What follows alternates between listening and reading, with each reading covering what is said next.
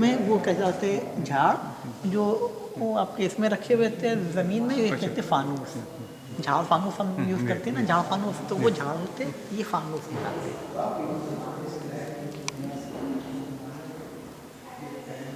ये नवाब मोहम्मद अली शाह जिन्होंने इमाम बाड़ा बनवाया था।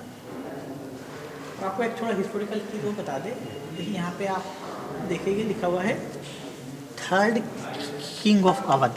एक्चुअली में हुआ है, जैसे मैंने आपको स्टार्टिंग बताया था, सारे यहाँ के अवध के नवाब जो थे अपॉइंटेड बाई दिल्ली के मुगल्स हुए।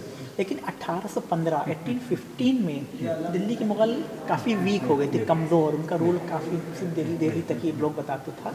तो अंग्रेज़ों की तो पॉलिसी थी कि डिवाइड एंड रूल। तो यहाँ के जो नवाब थे गाज़ीउद्दीन हैदर, उनसे उन्होंने ये कहा कि आप अपने को किंग अनाउंस कर दीजिए, बादशाह अवध का।